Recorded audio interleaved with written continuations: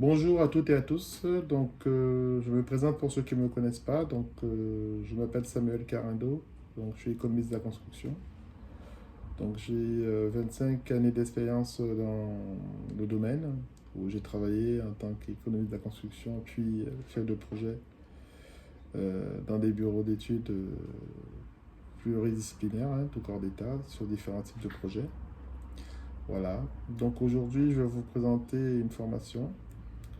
Le titre est Comment réaliser les avant-maîtries et maîtries dans le bâtiment.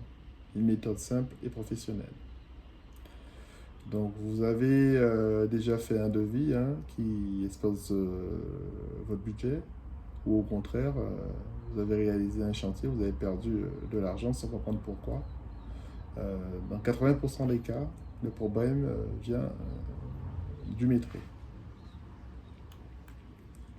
Donc, euh, Là, on va voir comment réaliser correctement un avant-maîtrise et les maîtrises dans le bâtiment. Donc, euh, cette formation s'adresse aux artisans, aux conducteurs de travaux, aux économistes, aux étudiants.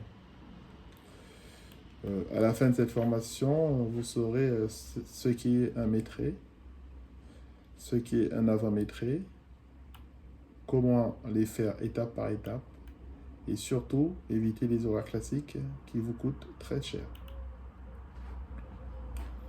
Donc, euh, Durant cette vidéo, vous allez voir les différences entre avant-maîtrise et maîtrise, à quoi ça sert correctement, les documents nécessaires, la méthode complète pour faire un avant-maîtrise, la méthode complète pour faire un maîtrise définitif et les erreurs fréquentes à éviter.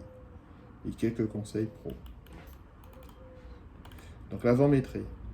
Donc l'avant-maîtrise, c'est une estimation quantitative réalisée à partir de plans non définitifs en phase étude ou avant devis. Les avant-maîtrises sont réalisées en fait avant la réalisation de la construction, donc en amont. Donc l'objectif de l'avant-maîtrise, c'est d'estimer les quantités. Donc elle permet aussi de chiffrer un projet ou de comparer plusieurs solutions techniques. Donc on accepte une marge à peu près, suivant le cas, de 5 à 10%, mais ça dépend vraiment de l'ouvrage, sur certains ouvrages. Par exemple, sur le béton, on peut accepter 5%, sur la peinture, on peut accepter 10%. D'accord. Donc le maîtrise maintenant. Le maîtrise, lui, il est précis, contractuel, basé sur des plans d'exécution ou éventuellement sur une construction qui est déjà réalisée. Donc l'objectif, c'est de pouvoir commander les matériaux. L'avant-maîtrise permet aussi de facturer les travaux et de suivre les coûts réels du chantier. Donc en fait, quand on est dans le maîtrise, il y a zéro approximation. Donc on est vraiment sur le réel. À quoi ça sert? Il faut savoir que sans maîtrise, votre devis est faux. Vous pouvez avoir des pertes financières assez importantes, des litiges avec les clients, et vous allez mal approvisionner votre chantier parce que vous aurez des erreurs de quantité. Avec un bon maîtrise, vous avez un prix qui est juste, un chantier qui est maîtrisé, vous maîtrisez aussi la rentabilité de votre chantier et vous êtes crédible professionnellement. Donc les documents nécessaires.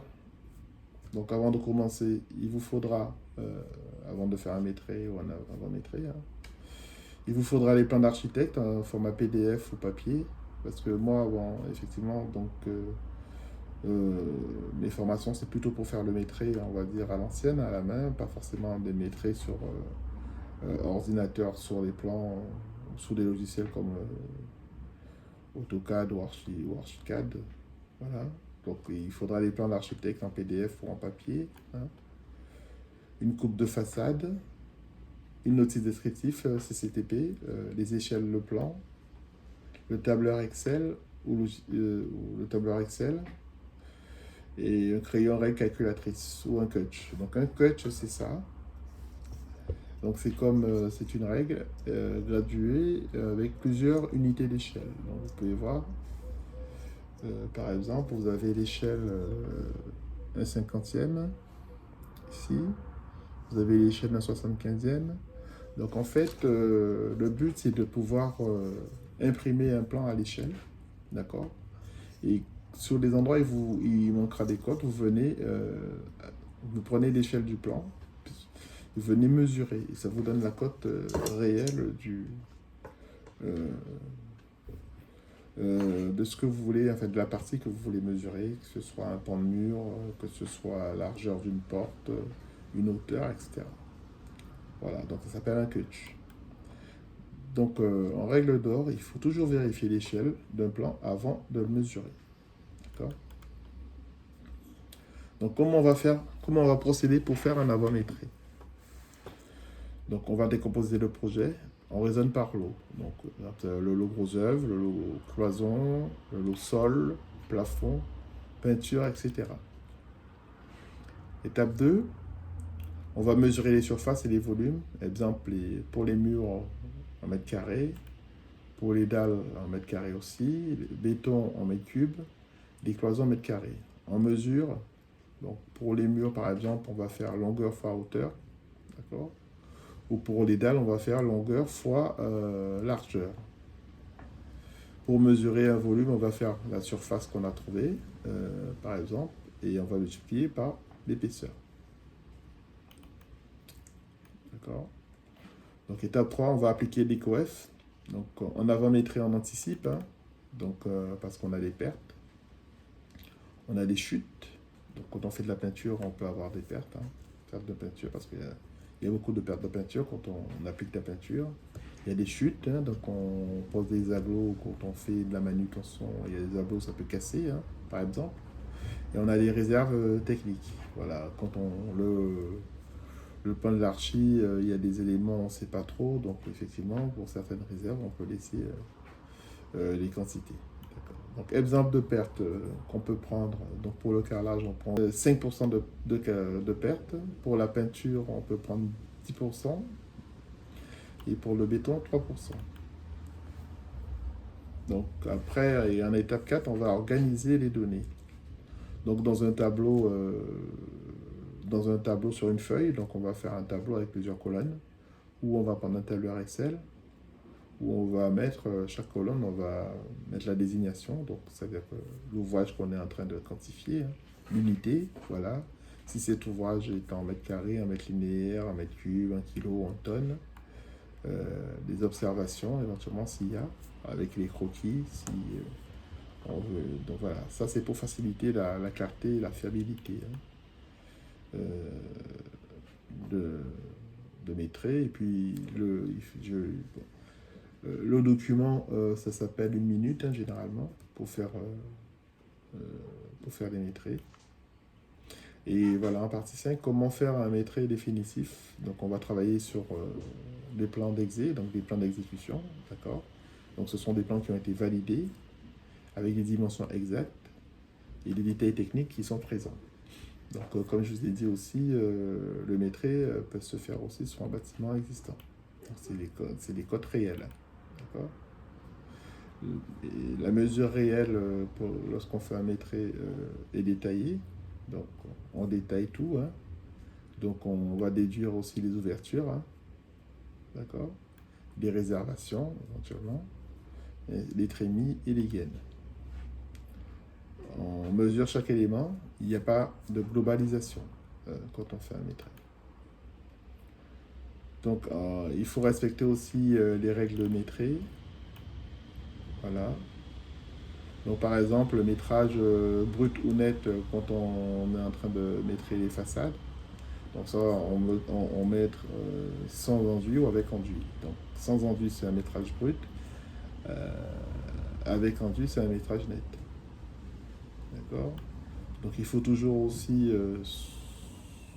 regarder les normes des TU et des CCTP et toujours suivre l'ordre du CCTP pour pouvoir faire métrer. La mise au propre de l'avométré doit être lisible, vérifiable et traçable, car elle car il peut servir à la facturation, à un expert ou à un tribunal. Donc, les erreurs fréquentes qu'on peut faire quand on fait un maîtrise ou un avant-maîtrise, c'est de ne pas vérifier l'échelle, d'oublier les ouvertures, hein, de les déduire, hein, de mélanger avant-maîtrise et maîtrise, de ne pas relire son travail ou de faire confiance à un seul plan. Donc, un bon maîtreur vérifie toujours 2 fois. Donc, le conseil que je peux vous donner, le conseil pro, c'est de toujours maîtriser dans le même ordre.